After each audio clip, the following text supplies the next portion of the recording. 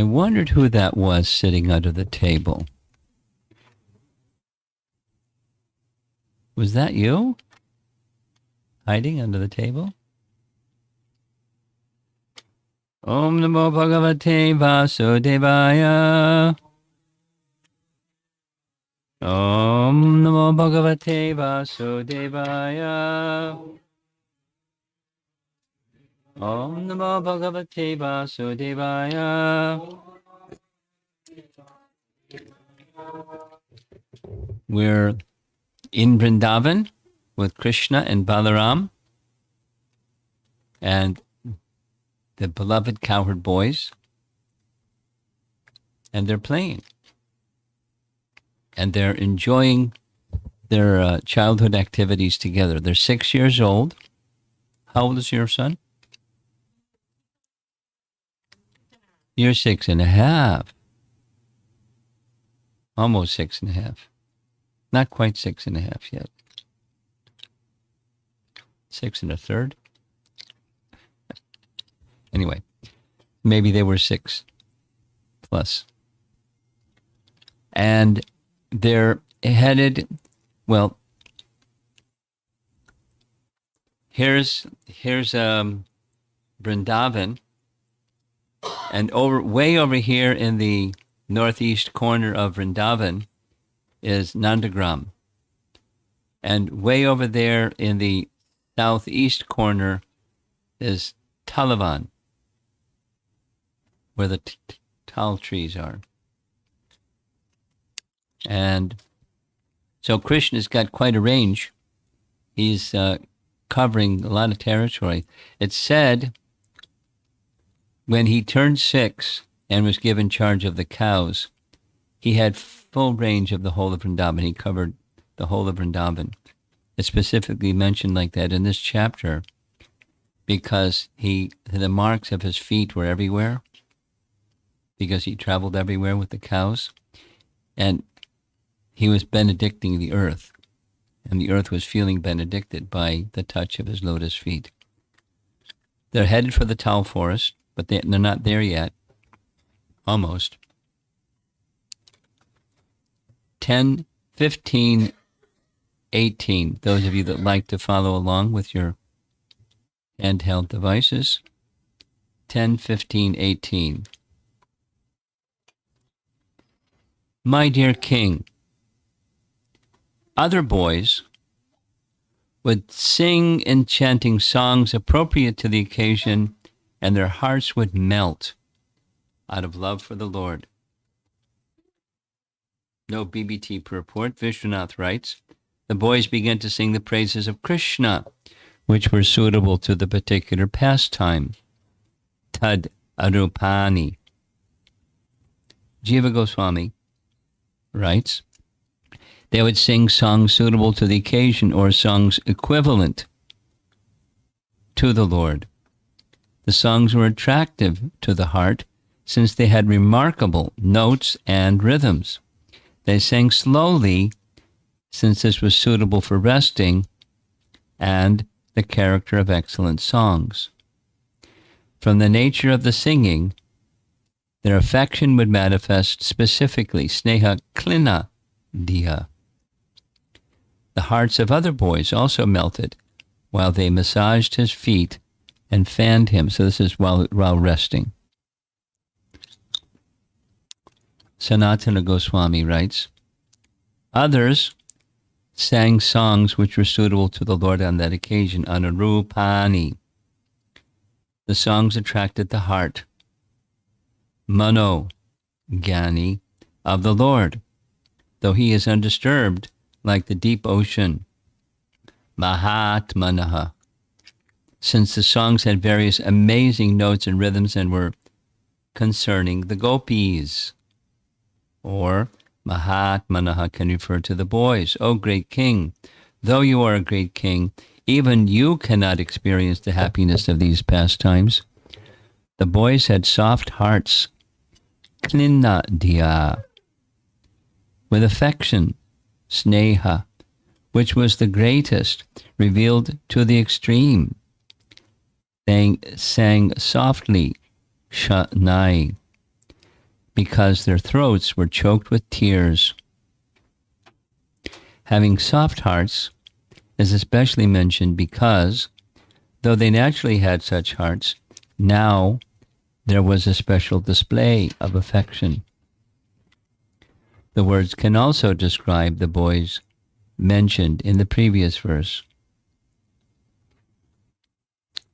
Now comes Brihat Bhagavatamrita, where the same, not the exact same verse, but it's covering the Leela.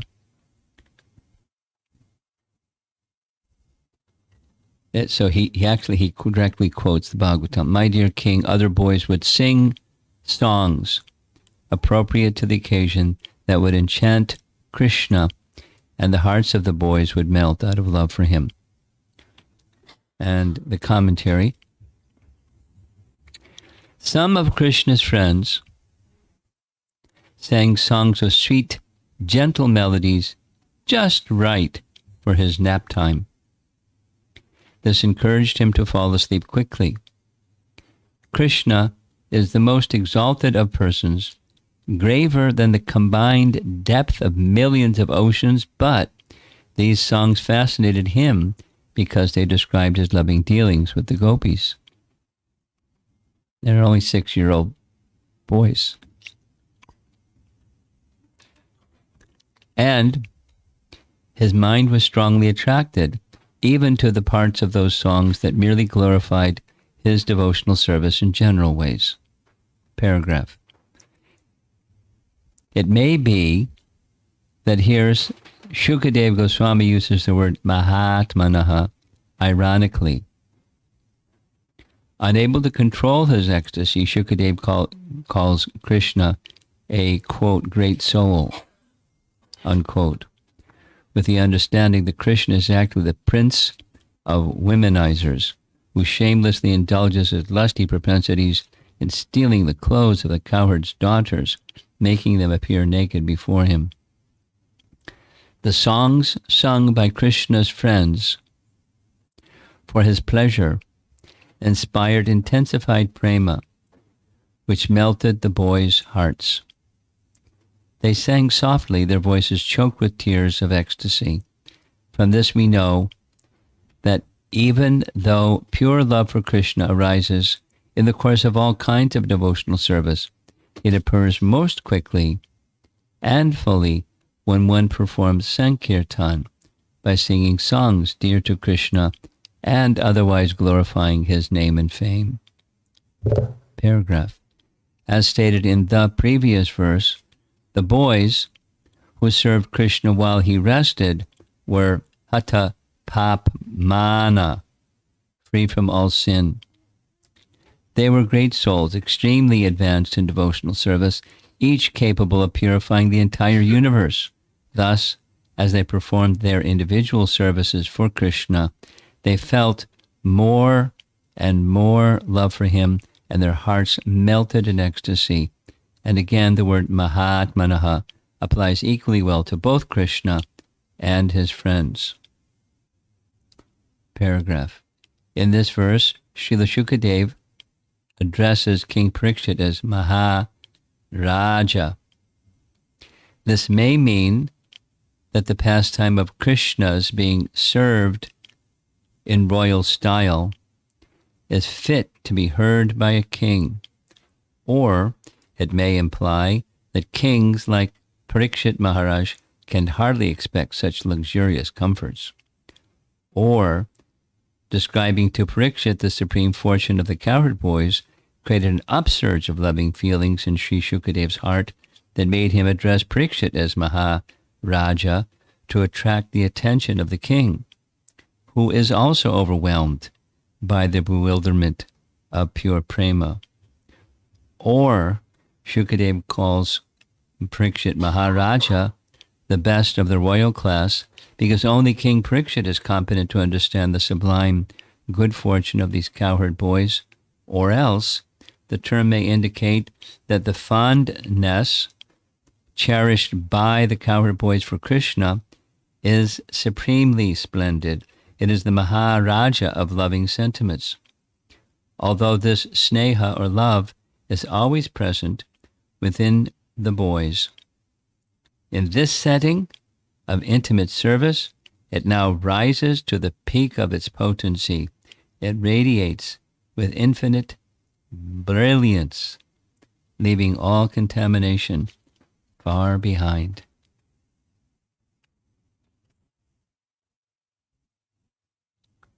And again, at the beginning of this chapter, it says this happens every day. They probably don't want to get older. They just want to keep doing this. Text 19. In this way, the Supreme Lord, whose soft lotus feet are personally attended by the goddess of fortune, concealed his transcendental opulences by his internal potency and acted like the son of a cowherd. Yet, even while enjoying like a village boy in the company of other village residents, he often exhibited feats only God could perform. And the Sanskrit keeps appearing over and over. Isha, cheshtita. Isha cheshtita means, although displaying feats unique to the Supreme Lord. Isha cheshtita. No BBT purport.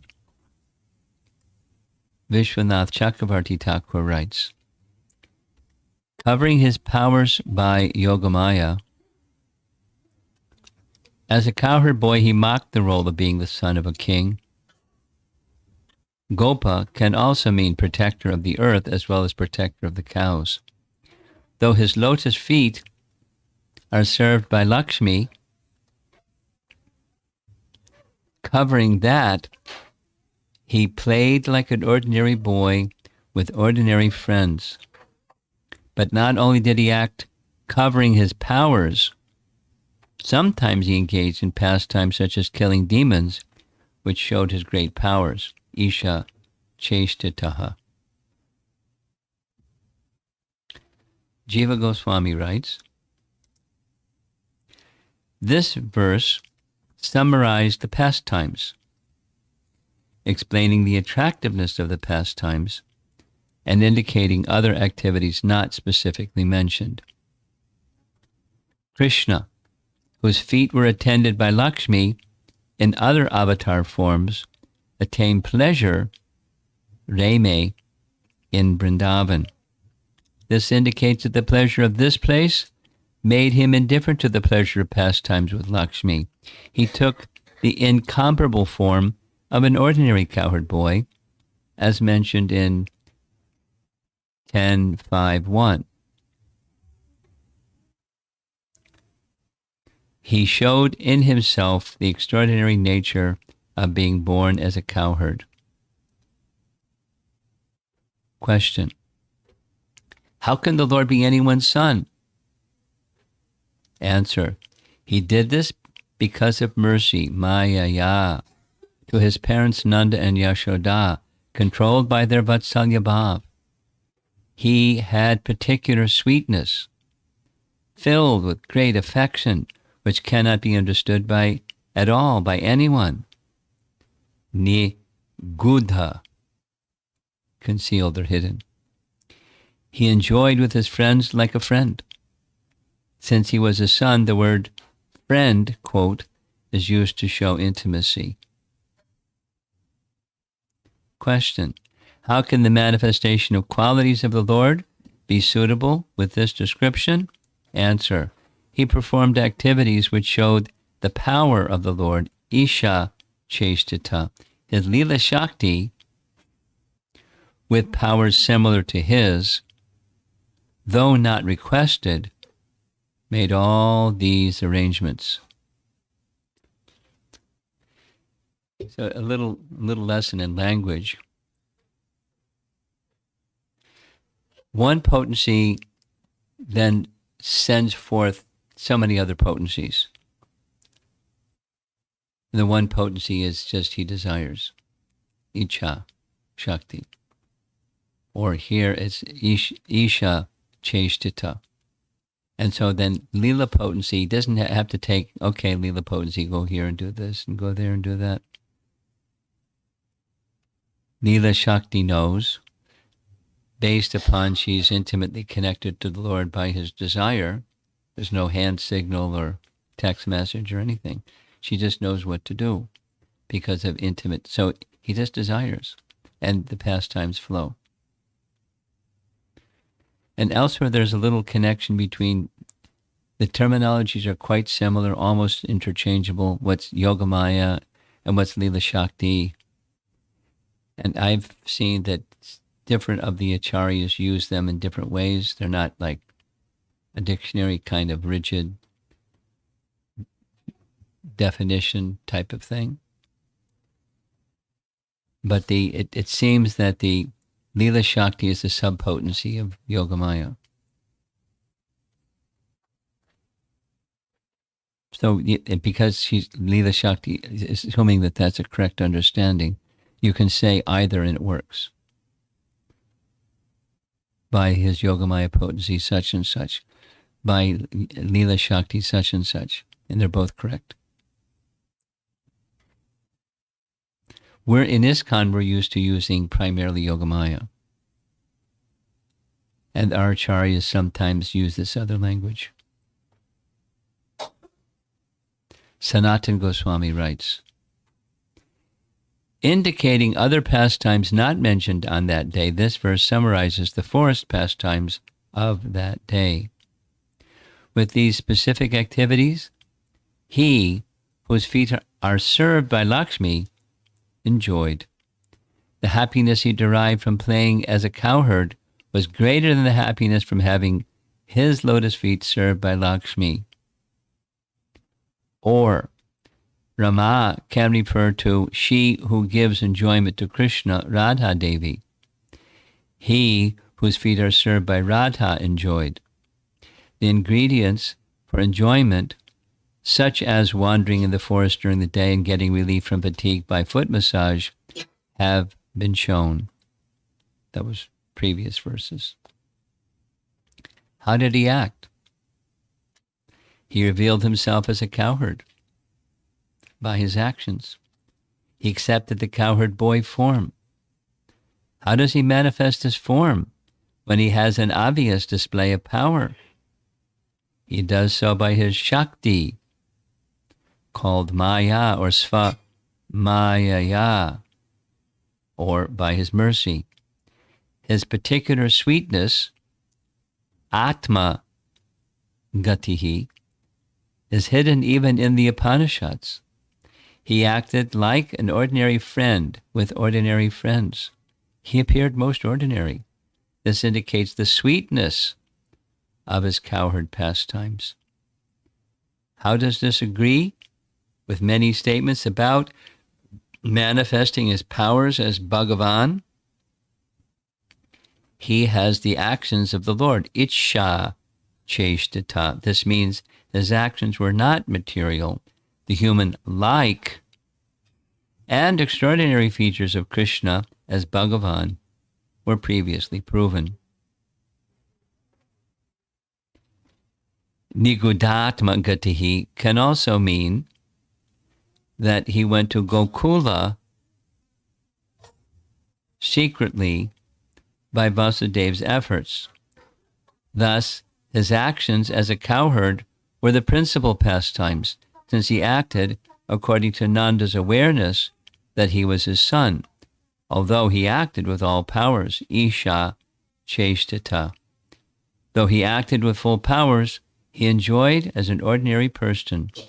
Gramya Vat. Vat is like Gramya Vat, like a village boy. The cowherd pastimes were superior to his lordly pastimes. And here we go again with Priti Sandarbha. Getting used to Priti Sandarbha is you got to get your binoculars and telescope, and it's way up there. Jiva Goswami is giving us a tour of the fully manifest stages of prema. and what it looked like in detail. Close-up look. The activities of the Supreme Personality of Godhead. The activities the Supreme Personality of Godhead performs in his transcendental form are of two kinds. One, activities of power and opulence, Aishvarya Cheshta. And two, activities of charming sweetness, Madhurya Cheshta. Because his devotees love him so much, the Lord manifests his great sweetness before them. Filled with wonder and bliss, Srila Shukadeva Goswami explains in Srimad Bhagavatam, this verse that we're reading this evening, 10, 15, 19. In this way, the Supreme Lord, whose soft lotus feet are personally attended by the Goddess of Fortune, concealed his transcendental opulences by his internal potency and acted like the son of a cowherd.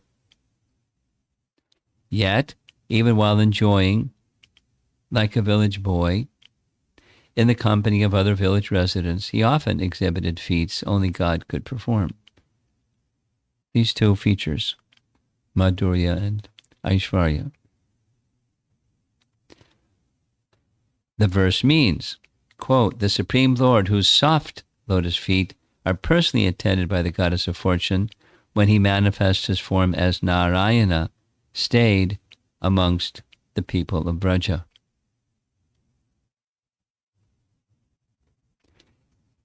It is said in a later chapter 18 of Canto 10, quote, when Lord Balaram, who carries the plow weapon, saw the gigantic body of the demon as he moved swiftly in the sky, with his blazing eyes, fiery hair, terrible teeth reaching toward his scowling brows, and an amazing effulgence generated by his armlets, crown, and earrings.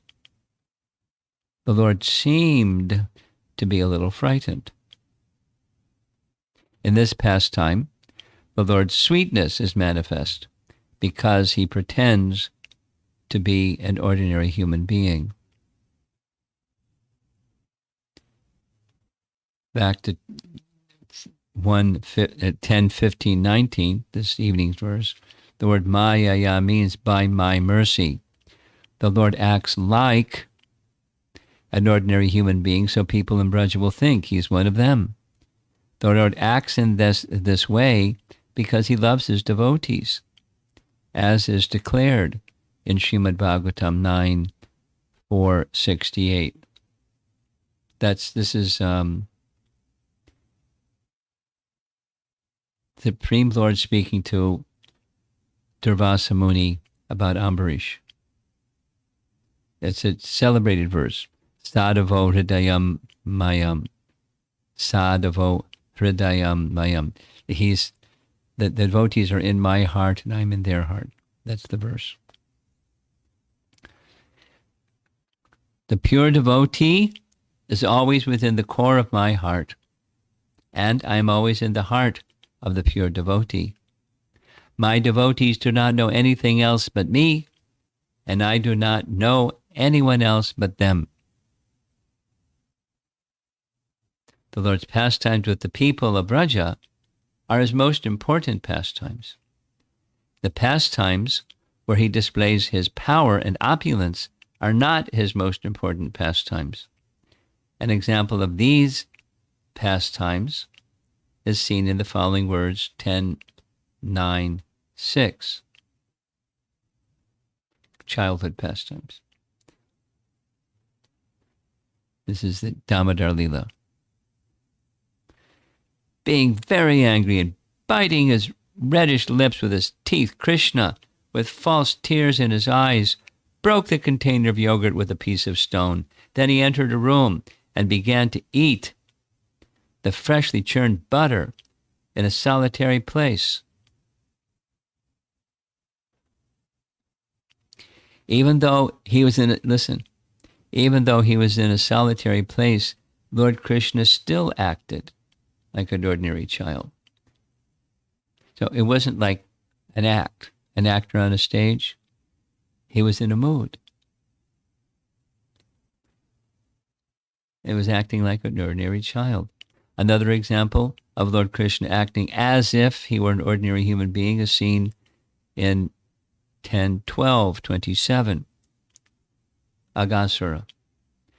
Krishna saw that all the cowherd boys who did not know anyone but him as their Lord had gone out of his hand and were helpless, having entered like straws into the fire of the abdomen of Agasura, who was death personified. It was intolerable for Krishna to be separated from his friends, the cowherd boys. Therefore, as if seeing that this had been arranged by his internal potency,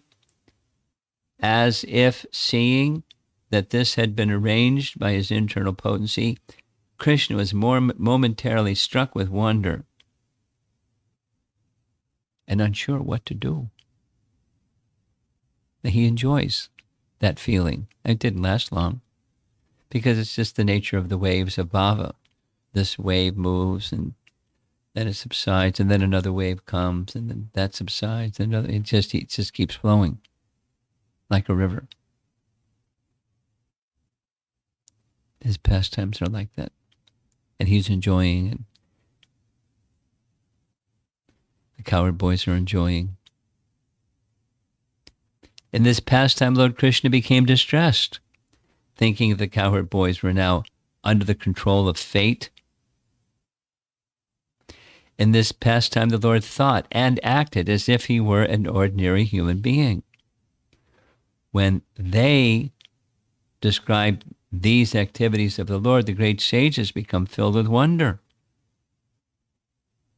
Paragraph.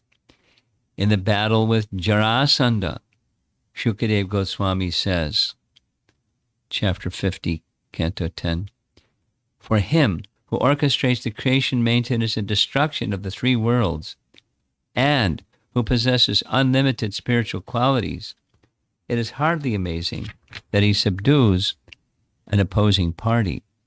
Still, when the Lord does so, imitating human behavior, sages glorify his acts. Meaning he and Balaram single-handedly defeated 13 Akshohini divisions of soldiers. And the number of how many soldiers that is a big number. Just 2 against several hundreds of thousands. It's not too different than what Ram did at the in the forest pastime, Janistan, 14,000.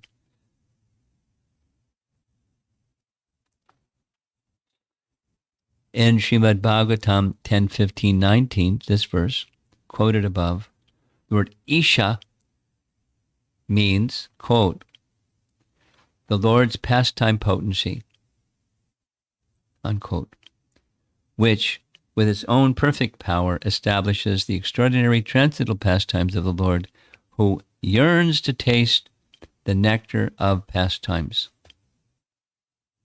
And the word Cheshtitam means, quote, the Lord's pastimes, which sometimes seem to be ordinary activities and sometimes are wonderful activities impossible for others to perform. So, Cheshtitam. Remember those two terms? Aishvarya and Madhurya Cheshta, or Cheshtitam. The pastimes. Like we would normally say Leela, but has a certain meaning, powered by a certain Shakti of the Lord, Cheshtitam. So Madhurya and Aishvarya. I mean, the Madhurya is a potency. It's his nature. You can't separate his potencies from him or his nature. But he exhibits different ones at different times because of the regard living entities have for him. And the sweetness part that he exhibits in Braja is because of the kind of love the residents of Braja have for him. So it's being encouraged for us to appreciate how the nature of the Brijbasis, or the nature of these eternal associates of Krishna, or in Rupa Goswami's language, the Ragatmika devotees, and becoming attracted by this or that or the other or whatever, then that attraction helps cultivate our capacity to belong in Braja, to want to go there, to aspire to go there. And by aspiring to go there in a sustained manner over some period of time, that's the eligibility. Then what our acharyas tell us is that brings us to the point of being eligible to take birth with where the Lord is performing these wonderful pastimes on some planet, somewhere, where the Lord is performing all these wonderful pastimes. And how many Vrindavans are there? There's unlimited. The abodes, as the forms of the Lord are unlimited, the potency of the Lord are unlimited, his abodes, the manifestations of his abodes is similarly without limit. Wherever he goes, his abode goes. He doesn't go without his abode and his associates.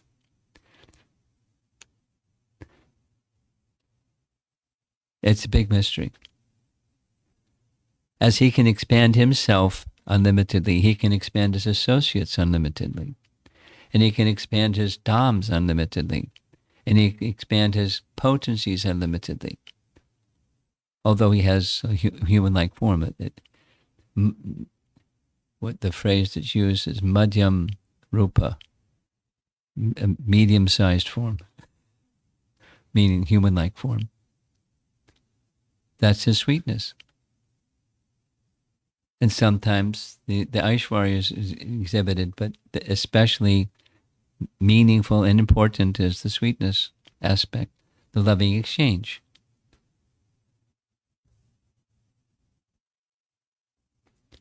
Continuing.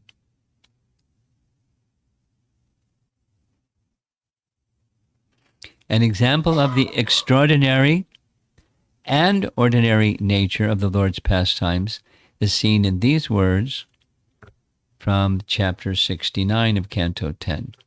We're in Dwarka now. Thus, having seen this display where Lord Krishna was present in 16,000 palaces simultaneously by the Lord's Yogamaya, Narada mildly laughed, then addressed Lord Rishikesh, who was adopting the behavior of a human being.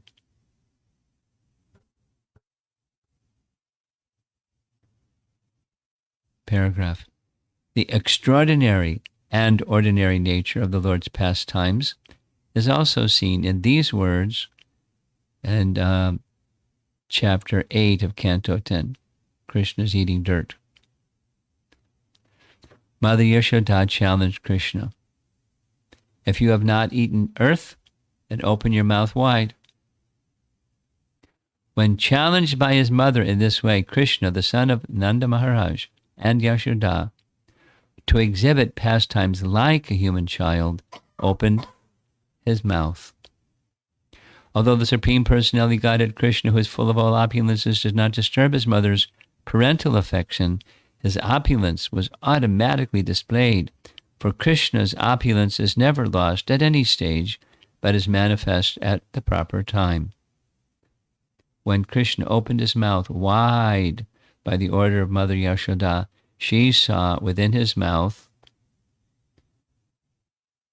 all moving and non-moving entities, outer space, all directions, along with mountains, islands, oceans, the surface of the earth, the blowing wind, fire, the moon, the stars. She saw the planetary systems, water, light, air, sky, and creation.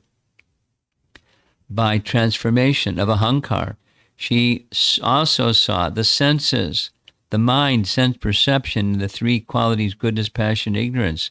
She saw the time allotted for the living entities. She saw natural instinct and the reactions of karma, and she saw desires in different varieties of bodies moving and non-moving. Seeing all these aspects of the cosmic manifestation along with herself and Vrindavan Dham, she became doubtful.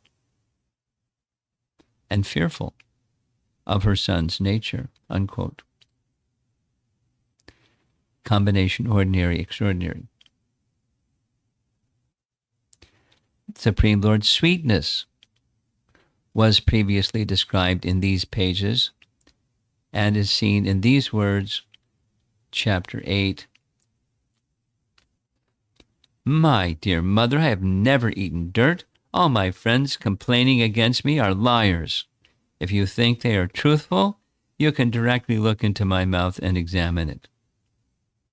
That was text 35. 36, quoted above, the word avyahata ishvarayaha shows that the Supreme Lord's pastimes are arranged by his pastime potency, or lila shakti. It is his pastime potency that increases Mother Yashoda's motherly affection for Krishna and fills her with awe and wonder. It is the Lord's pastime potency that turns the Lord's anxious lie, I have never eaten dirt, into the truth. Paragraph. In his Damodar pastime, as long as the Lord does not agree to be bound with rope, the rope to bind him is always too short by the measurement of 2 fingers. 10:9:15. When Mother Yashoda was trying to bind the offending child, she saw that the binding rope was short by a distance the width of 2 fingers. She brought another rope to join it. However, when Mother Yashoda became exhausted, Lord Krishna agreed to be bound. Then the rope was no longer 2 fingers too short. This is described in these words, text 18 of chapter 9. Because of Mother Yashoda's hard labor, her whole body became covered with perspiration, and the flowers and comb were falling from her hair. When child Krishna saw his mother thus fatigued, he became merciful to her and agreed to be bound, unquote. Just a few more. We're almost done. In the same way, with his merciful glance, Lord Krishna revived his Gopa friends after they fainted by drinking the poisoned water of Kalia Lake. And in the same way, he swallowed a forest fire and performed many other extraordinary activities.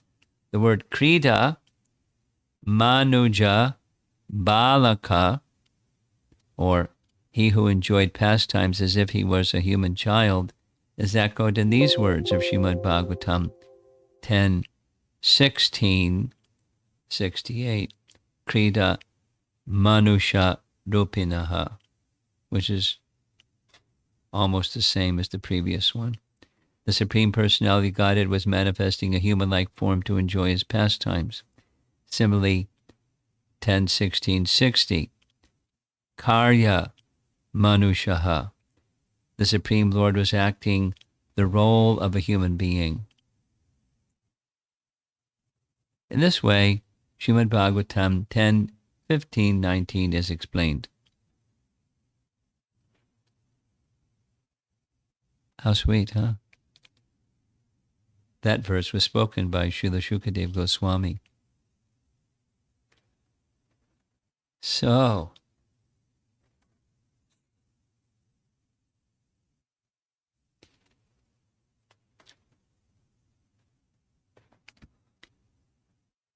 one of the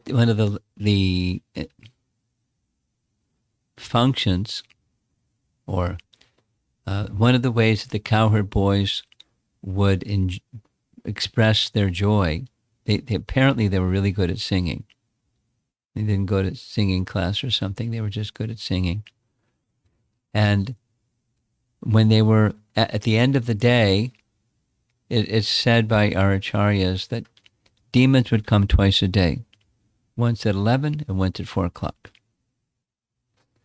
The 11 o'clock was so it would be a signal to have lunch. And at 4 o'clock was a signal to go home, because otherwise they would just play all day. They wouldn't come home. So it was conveniently arranged. And as they were going home, they would sing. They just composed songs, and as we heard, they had a way of making notes and rhythms, etc., that were very unique and catchy and charming and mesmerizing. But just spontaneous, creative singing, probably with some kind of verse. They're just 6-year-old boys, but they're very skilled. And when they would reach the village, the parents would hear the sound of the bugles and conches, and see the dust raised from the hooves of the cows. So they would know Krishna's coming, and they would hear their cowherd boys singing the songs of Krishna, and then they would reinterpret those songs and create their own songs and sing their own songs about. Very, very, very charming place. I mean, they probably did other things besides singing, but there was a lot of singing. We have that nice verse that comes at the end of the Brahma Samhita prayers. Shriya Kanta Kanta Parama Purusha Taravo, etc. In that section, which is also quoted in Chaitanya Charitamrita, at the time of Rath Yatra, or after the Rath Yatra, well, Jagannath's in the Gundicha, they have this Lakshmi festival, where Lakshmi goes and demands that Jagannath comes back. So there's this discussion where Sarup Damodar is describing the opulence of Vrindavan compared to the opulence of the goddess of fortune. And he doesn't say this Brahma Samhita verse, but he says essentially the same thing. Every song, every word spoken is a song, every step taken is a dance. What Jiva Goswami does with that is he says, if every word spoken is a song, then what was their singing like? And every step taking is a dance, what was their dancing like? What's it like there? Just marveling at the joyfulness. It's not just, when people sing, it's true, when people sing, it sounds nice.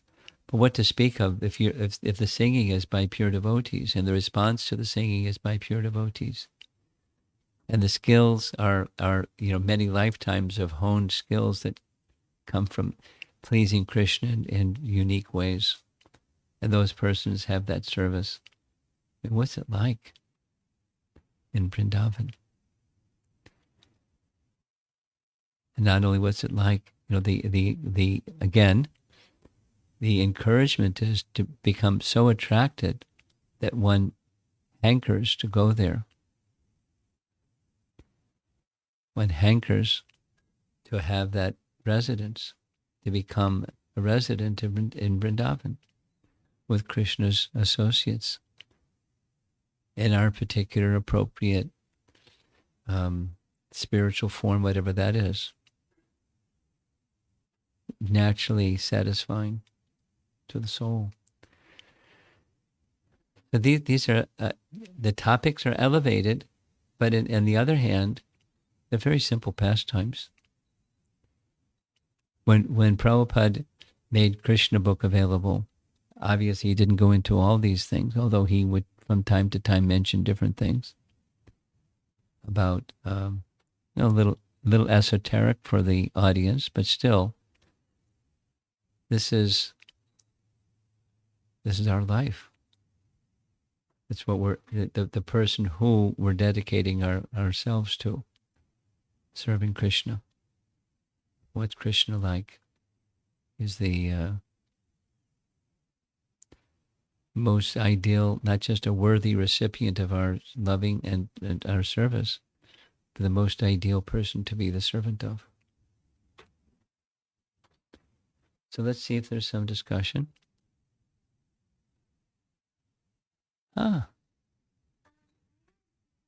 Two questions. We have a portable microphone because there's people remote, and they'd probably like to hear what your question is. Okay, so my first question was that like a while ago you said something about many Vrindavans. Like what does that About mean? which? About many Vrindavans? Like um Many in Vrindavan? no, many Vrindavans. Many Vrindavans. Mm-hmm. Well, let's do it again. Krishna has a form, but he can expand that form into likenesses of himself, yes? And when he expands himself into likenesses of himself, wherever he is, just like in what we read yesterday, the cowherd, when it was time for Krishna to rest, the cowherd boys would make a nice place for Krishna to rest. But they were all so enthusiastic. They made many, many, many flower beds for him to rest. So he just expanded himself into many Krishnas to rest on their flower bed, to reciprocate with their loving service. So when Krishna appeared in the 16,000 palaces, he was 16,000 Krishnas. So similarly, when however many times Krishna wants to expand, wherever he is, his abode is there. So while he's performing his pastime, listen carefully. Krishna, I was just listening to an explanation of this. He's unborn and yet he takes birth. So when Krishna is taking birth in the prison house of Kamsa, as he's about to take birth in the prison house of Kamsa, in some universe, he's in the womb of Devaki, getting ready to take birth. And then when in that prison house of Kamsa, when he takes birth, in another universe, he's getting ready to take birth. It's kind of like the sun rising. The sun rising is always rising somewhere. The moon is always rising somewhere. There's a verse by Shukadeva Goswami where he says, Krishna appeared like the rising of the moon in the womb of Devaki. So he's always rising. He's not taking birth like we take birth, but he's always taking birth. Because a birth is something that has a beginning and an end.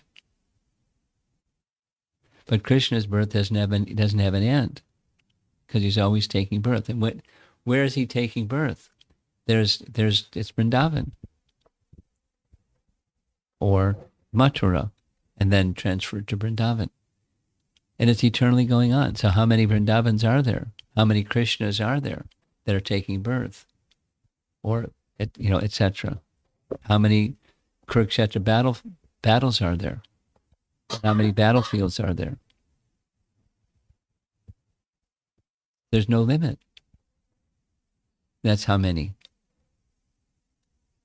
Okay, thank you. And my second question was that when Krishna like picked up that mountain with his pinky or Govardhan, yeah. yeah. So like at that point, did like his like family and friends realize that he was God, or did they still think of him as like a kid, like a normal kid? Yeah, the second one.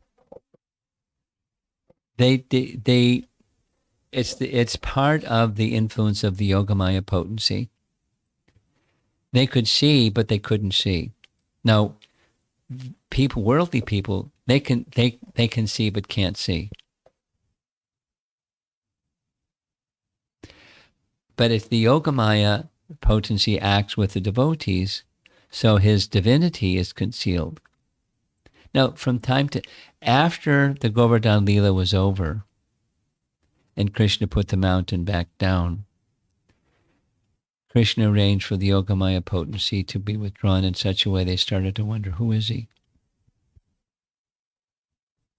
And it happens a few times in his pastimes.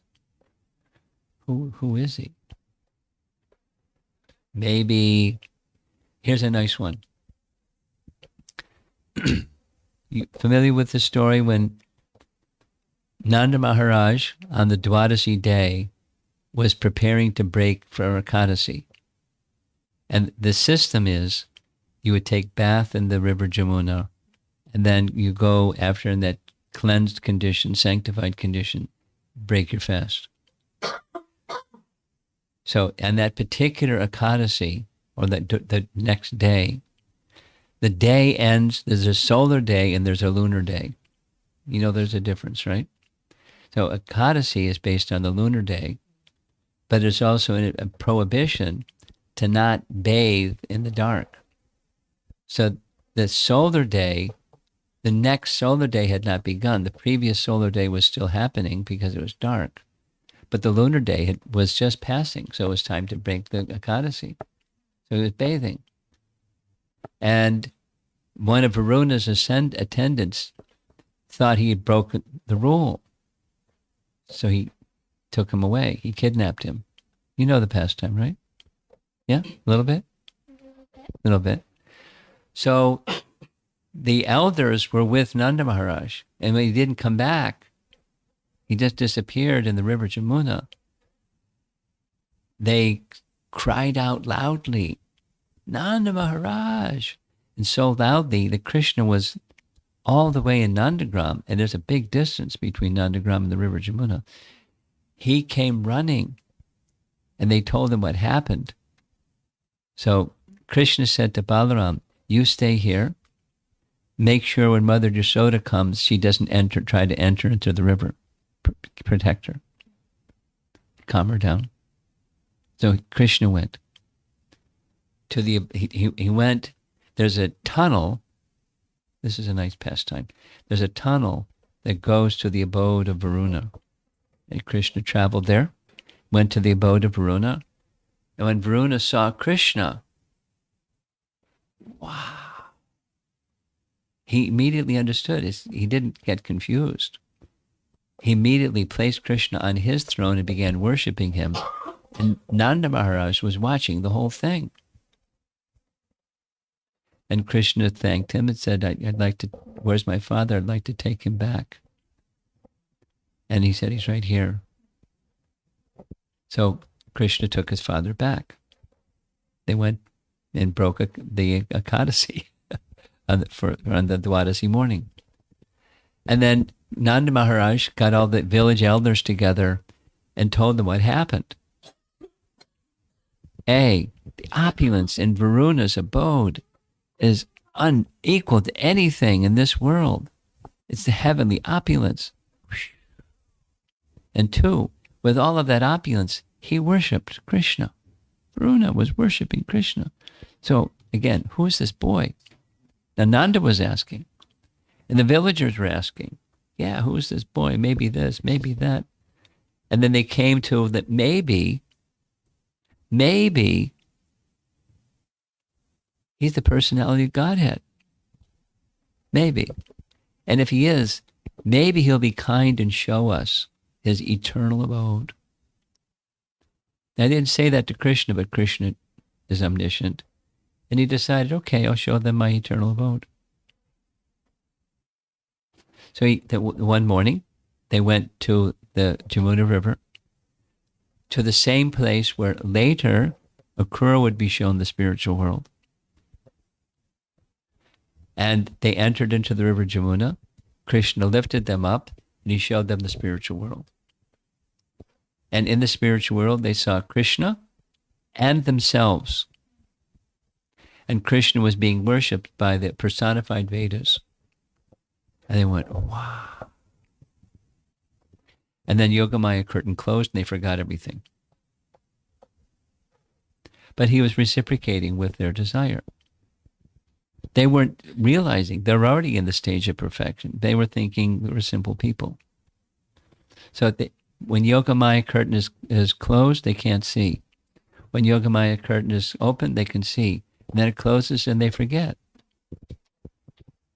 It's all to enhance the sweetness. And when the sweetness is so strong, it eclipses the opulence. So your question was, did they know that he was God? That he was showing his opulence, but they couldn't see it because of that sweetness. They were just enjoying being with Krishna for 7 days and nights. And then the curtain opened a little bit. They started wondering, who is he? And then it closed again. And that's because it's their heart. And sometimes when he shows his opulence, it's to stimulate their love,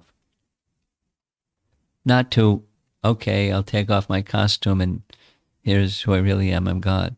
But he's God in his sweetness as well as in his opulence. And they're very privileged to have that because that's their heart. They're sweethearts.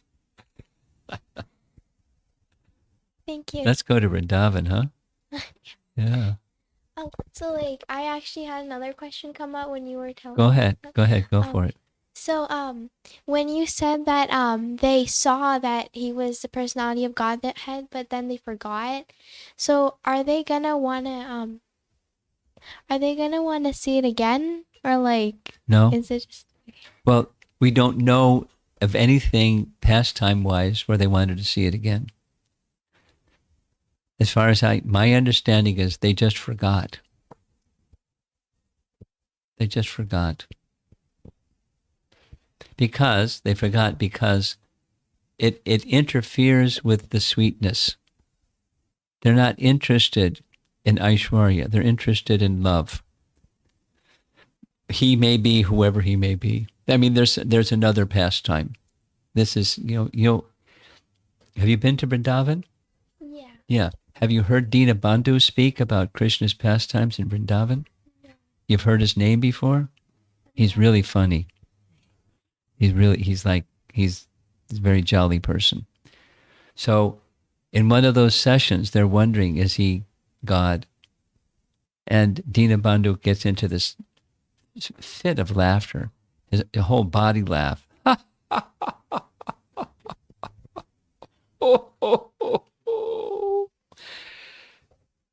When there's thunder, he comes running and is trembling. He's God. He steals. Compulsively, he steals. He's God. Then says all these different things, Nanda Maharaj. It's just sweetness. He's so over intoxicated with sweetness of Krishna's pastimes. He can't even think about it. He's not going to want it. Hey, can you show us that again? He's so thick and so immersed in that sweetness feature of Krishna that covers his opulence. They're not interested. They're intoxicated with the sweetness. Forget the opulence. He shows it from time to time. There's another nice one. There's many. Here's one more, because you've got a big smile. I'm ready to tell you another story. One time, there's a whole chapter about this, where it's Shivaratri. Nice festival. So the residents of Vrindavan, the elders decide, let's go there's a temple north of Mathura and in Vrindavan, and let's observe Shivaratri. So they go to a Lord Shiva temple. And there's a lot of people, themselves and a lot of other people, because it's Shivaratri. And it's a 3-day festival. And so they decide to camp at night near the Shiva temple. And Nanda Maharaj is over here, and the elders are not so far away. The boys are at some distance because they play. They're not going to disturb the elders. So in the middle of the night, this giant boa constrictor, a serpent, a python, starts to swallow Nanda Maharaj. And Nanda Maharaj calls out for help. And the elders wake up first because they're close by. And there was fire. So they take sticks, burning sticks from the fire, and start whacking the python, whacking him, and the python keeps swallowing Nanda Maharaj. Krishna comes because he was further away with the boys. And he smiles. And his left foot, places his left foot on the head of the serpent that was swallowing Nanda Maharaj. And this Vidyadhara, from closer in the direction of the heavenly planets, Vidyadharas, this effulgent form emerges from the serpent. And he offers, right in front of Nanda Maharaj and everybody, he offers prayers, fully cognizant of Krishna's divinity. Everyone hears. And he thanks Krishna for delivering him from the curse that he received. There's a story of how he got the curse.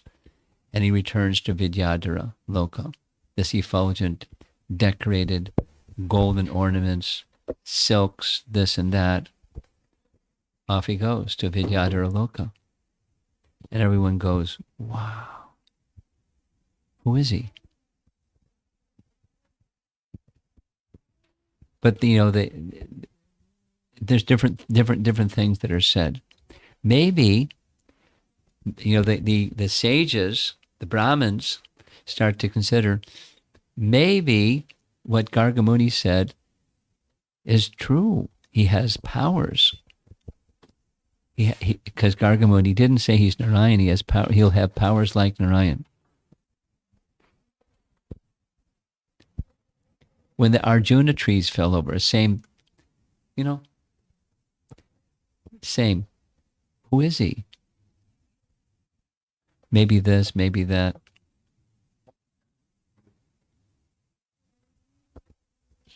Thank you. Because they also, Nala Kuvera and Manigriva, they offered prayers. And people heard the prayers. At least the boys heard the prayers. And the boys told the parents what happened. Because they want to know what happened. And the parents go, right, the trees fell over, right, and two effulgent beings came out, right, okay. You're nice boys, thank you. This silly boys talk. So they had plenty of opportunity to see his opulence, Aishwarya. But there wasn't of interest to them. Okay, thank you. That's a special place with special people that have special love.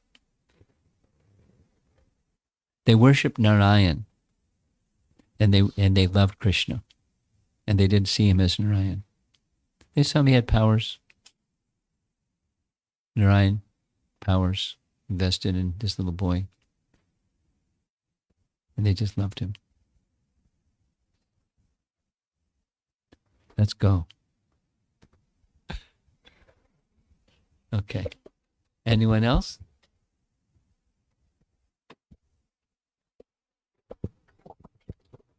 Hare Krishna Maharaj.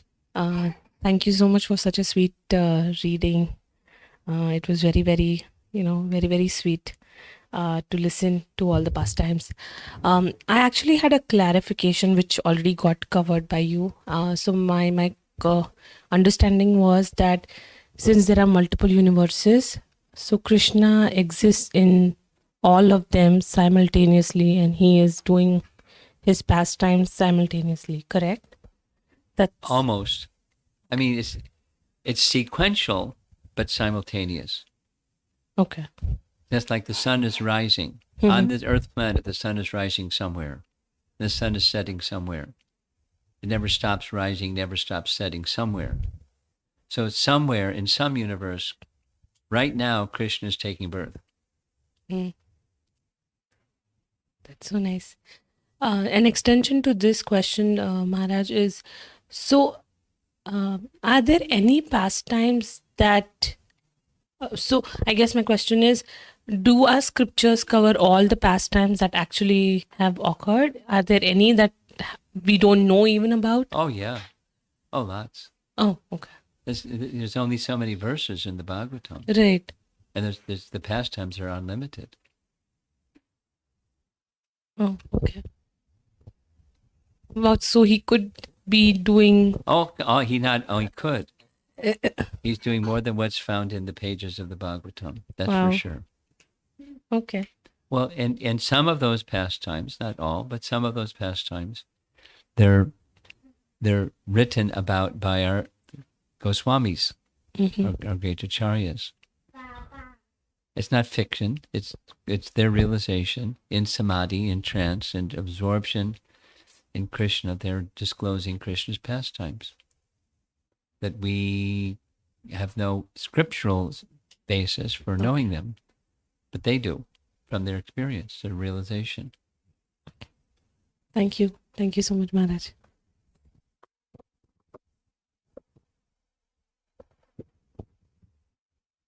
I guess I'll go. Guru You got Maharaj. the microphone.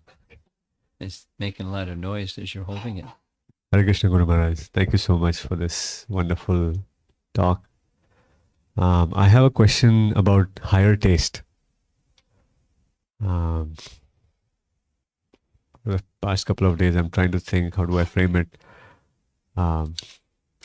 So it seems that we need to get that higher taste in order for us to let go of the lower tendencies.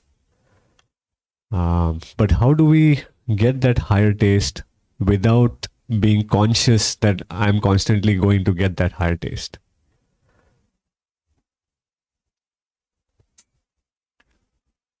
I mean, how do you get rid of fruitive intention behind your spiritual efforts? Is that what your question is? I guess so. Yes. It's gradual. It doesn't get up and run away real fast. It's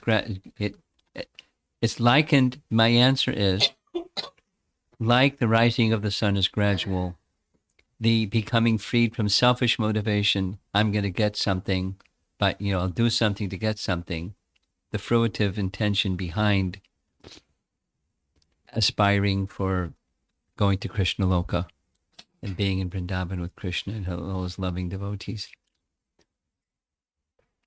There's a me-centeredness and a fruitive trying to achieve something for me that's part of our conditioning. So it doesn't get up and go away quickly. But like the rising of the sun, darkness is dispelled by the sun. So let the sun of Krishna enter into our heart and dispel that me-centeredness, and it be the more natural and the higher taste of the Krishna-centeredness takes over. Baba. Okay. It's like, here's a nice little example. Young people, I mean older people too, but young people really like kirtan. And they really struggle with japa. I mean, they don't even bother struggling with japa, they just do kirtan. So after some time, then they get into it with kirtan. And then as a stage above the getting into it with kirtan is chanting for the pleasure of the deity. So they go into the temple and practice under the guidance of those who are their music teachers to chant for the pleasure of the deity, which is the higher taste than kirtan, that's without the mindfulness that it's for Krishna. And so gradually the attraction for being in service to Krishna with kirtan starts to develop a higher taste. And then, at least in some cases, some attraction for japa starts to develop. I mean, it's not necessarily sequential like that, but it's, get absorbed in kirtan and then you get absorbed in japa. But the doing something,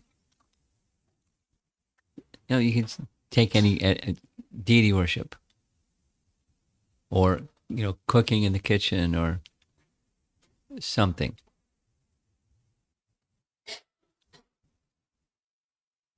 Preparing to speak something about Krishna. It's, each thing, there's, in the initial stage, there's a material / fruitive / what's in it for me kind of calculation. It's just part of our contamination, and it's just to get on the other side of it as we stay focused on Krishna and strive. Then it, gradually through purification and elevation of consciousness, the pleasure of Krishna feature becomes more prominent. The gradual awakening of our Krishna consciousness.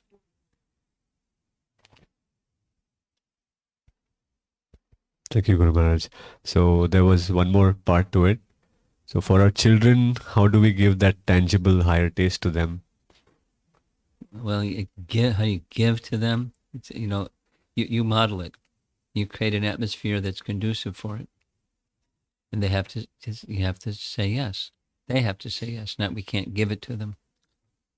You create an atmosphere that's conducive. And set a nice example. And encourage.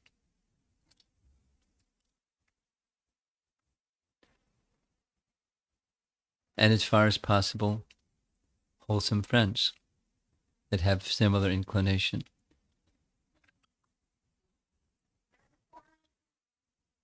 Thank you, Guru Maharaj. Anyone else? Over here.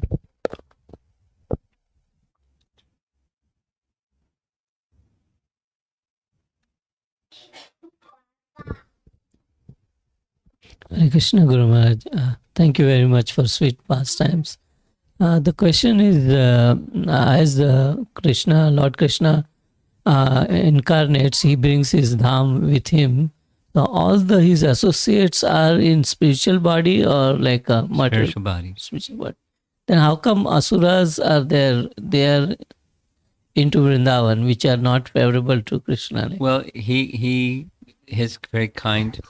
When he performs his prakat or manifest pastimes, then unqualified people can also see. Qualified and unqualified alike. Now, what they see depends upon their consciousness, but they're allowed to see. They're allowed to enter. It's Krishna's mercy upon them. They're getting purified, even they're contaminated.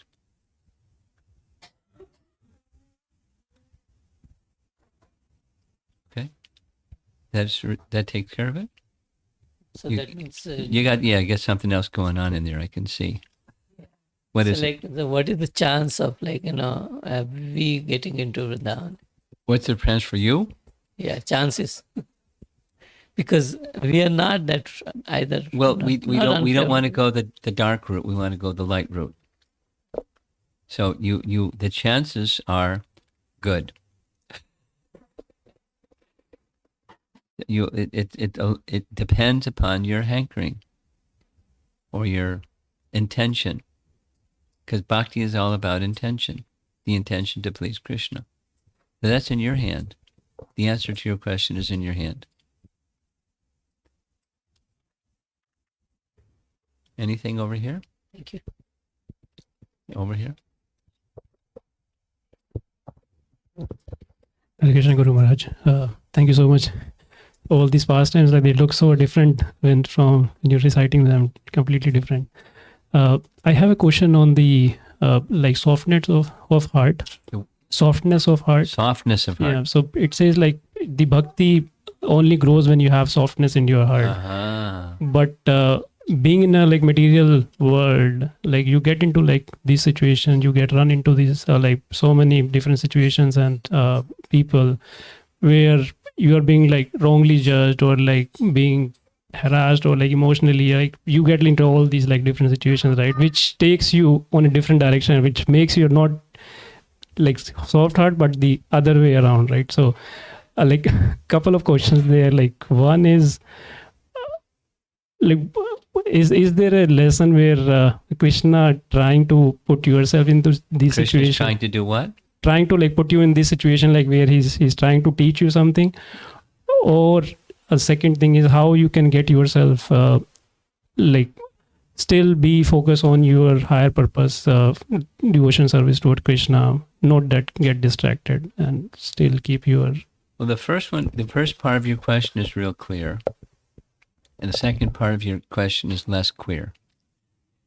Let me do the first part, then you can restate the second part.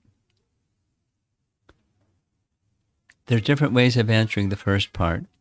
one of the very simple, straightforward ways is prison is not nice. And this is the place is a prison, and we're in prison, we're in this place because of being unlawful. As there's prisons for breaking material law or laws of the state, there's a place for people who are in violation of the laws of God. And that it's that discomfort, etc., is by design. It's not meant to be a place that's nice. Prisons are not meant to be comfy, cozy, yummy. So, what to do, which is kind of why and what to do. The starting point from Bhagavad Gita is you tolerate, recognizing with detachment that it's temporary, matra, sparsha, stakonteya, etc. It's just duality arising from turning our back on Krishna. When you turn your back on Krishna, duality arises. And with duality comes the harshness and the mistreatment and there's the opposite. Sometimes people are kind and sometimes, and as Kali Yuga progresses, it gets darker and darker. So it's just, we're paying the price for our misuse of free will. That's how I look at it. And there's instructions. What should we do when the duality happens on the dark side? You tolerate it and continue to invest consciousness in Krishna or in Sat. Asat, no thank you. Sat, yes. And then, so the softness of heart is in relation to Krishna. And then in relation to the others, it's indifference to the duality. Recognizing what it is. It's duality. It's the covering that's come upon me because of my misdeeds. So I accept it. I accept the responsibility for my misdeeds.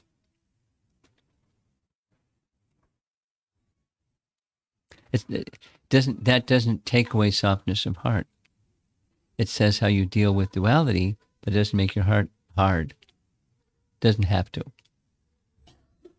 And the nourishment that you get from your spiritual connection with Krishna makes the heart softer and keeps it soft. Naturally. Now the second part of your question. Same, like how do we keep focused, like still keep doing our like devotional service, not to get distracted by these Not to get things? distracted. Well, there's a sequence. It starts with tolerate. And then as you, a little bit like the earlier question,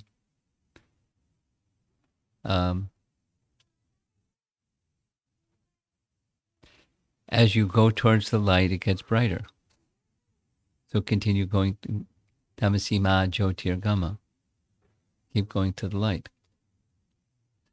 And as you continue going, there's reciprocation from Krishna. You feel it. Not only you can see it, there's more brightness, but you can feel it at the heart level. You continue. There's real shelter.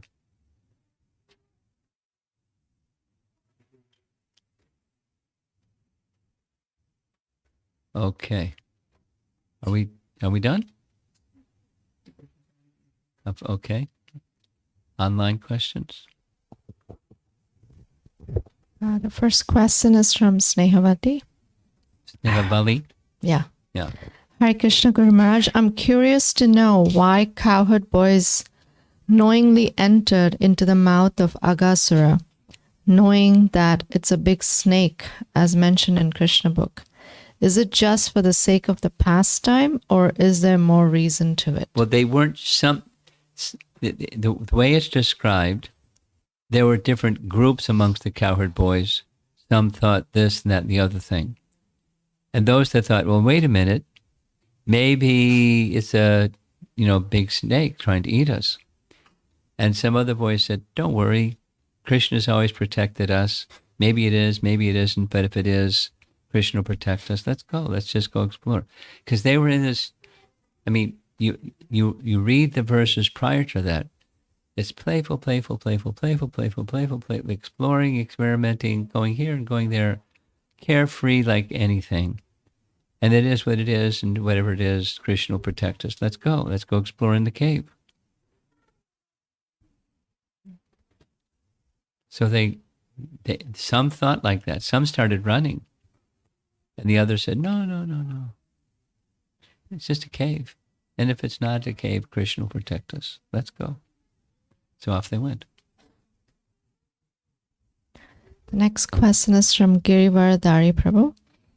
Hare Krishna Guru Maharaj, these pastimes are very sweet and I would love to relish every day. Are we qualified to meditate on these pastimes and serve the Lord during deity services? Thank you. During deity services, what should your meditation be? Well, as long as you're meditating in a mood of Krishna is the enjoyer instead of I'm the enjoyer, then it's fine. And just, don't get distracted and push a pin in the deity or something while you're enjoying remembrances of Krishna's pastimes. Be in the mood of service, and then it's okay. Next question is from Sanchari. What is the defining characteristic of fearlessness in devotional service? What does the growth of this quality look like as one progresses in Krishna consciousness? The foundation, I was just reading this today. As one becomes covered with duality, fear arises. It's directly spoken in the Bhagavatam. It's also spoken in the Upanishads. In the Rig Veda, So duality arises when our attention is turned away from Krishna in the mood of Krishna as the enjoyer. We turn away from that mood, and then we find duality, and then we find fear. So fearlessness is we are facing Krishna. When you're facing Krishna, there's no darkness, there's only light. So there's no fear, there's no duality. That's it. Okay. We're done. Srila Prabhupada ki jai.